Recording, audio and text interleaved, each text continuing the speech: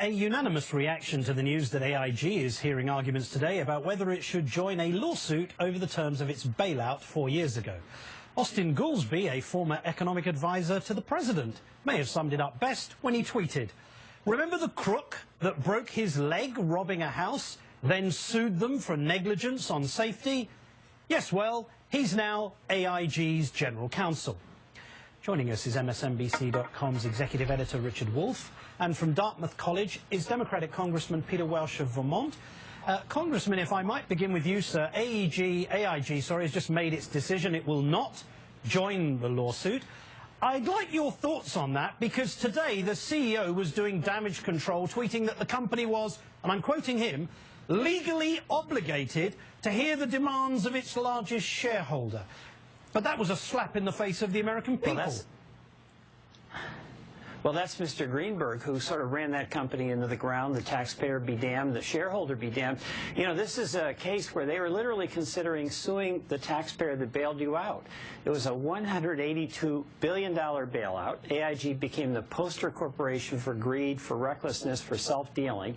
And then they wanted to sue the taxpayer that put this money up, save them so they could be still in existence, and get, I think, $22 billion more in, quote, profits. So you can't make that stuff up. You can't. This is true. Richard, have you ever seen the intensity of anger and ire expressed towards Wall Street as we've just seen over the last 24 hours? Well, it was worse for a while. I mean, AIG and the banks and even the auto companies were subject to much, much worse at the time of these bailouts. But let's just be clear. One of this comes back is that they have not learned their lessons. And the financial markets do this all the time. You know, they came out of the dot-com bubble and they said, we'll never do that again. And they went straight into the housing bubble, right? Yep. And this is a repeated pattern. What you've got from AIG is that they're not joining the lawsuit. But those shareholders, principally Greenberg, are saying, we were robbed. Well, if the company had gone under, their shares would have been worth precisely zero.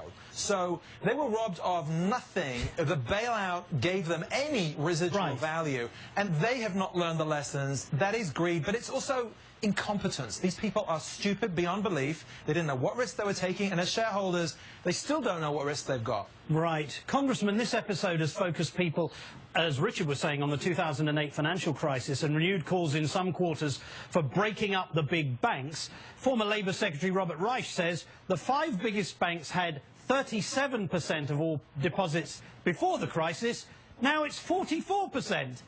I mean, do you find increasing support for this idea of actually controlling and limiting the size of some of these banks? Yes. I mean, the answer is yes. You know, the smaller banks are actually doing more lending, and that's what's really essential. What has happened is that the financial system used to be in service of the productive economy, and bankers felt good if they helped the small business create a few new jobs. They felt good if a homeowner bought their first home. But now the productive economy is in service of the financial sector. It's upside down. And breaking them up, where you literally go back to banking for what it is intended to do, and that's help our capitalist economy be strong, create jobs, help folks get into their first homes, that's a good deal. But, Congressman, isn't there a problem here that the government has actually allowed most of these banks to get off with paltry fines, paltry in their terms because they have plenty of assets to pay them?